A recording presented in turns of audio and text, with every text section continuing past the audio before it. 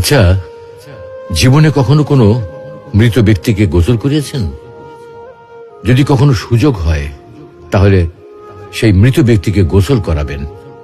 তখন খুব কাছ থেকে দেখবেন মৃত মানুষের দেহটা কতটা অসহায় লাগে, মৃত্যুর পরে মানুষের দেহ কতটা ভয়ের কারণ হয়ে দাঁড়ায়। সুযোগ পেলে রাতে লাশটা পাহারা দেবেন, তখন বুঝতে পারবেন প্রিয় মানুষটার লাশ রাতের বেলায় আপনার কাছে কতটা অদ্ভুত লাগে, কতটা ভয়ের কারণ হয়ে ওঠে, কতটা আতঙ্কের কারণ হয়ে যায়। সুযোগ পেলে মৃত ব্যক্তির শরীরে একটু হাত লাগিয়ে কিছুক্ষণ তার স্পর্শ নেবেন। আপনি তখন উপলব্ধির সুযোগ পাবেন এই পৃথিবীতে বিশাল প্রভাব প্রতিপত্তি মৃত্যুর পরে কতটা নির্যাতনের রূপ নেয়।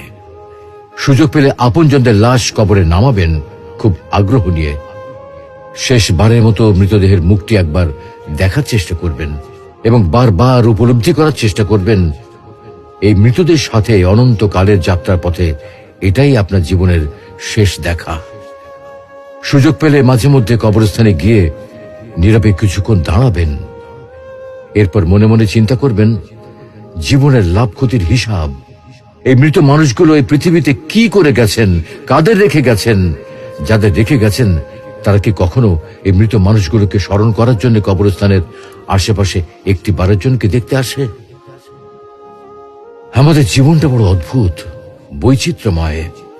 আমরা এর জন্য ওর জন্য, ধন সম্পদের জন্য, ঐশ্বর্যের জন্য, বাড়ি গাড়ি টাকা পয়সার জন্য কত না মায়া দেখাই, আগ্রহ দেখাই, আরো চাই আরো চাই আমাদের।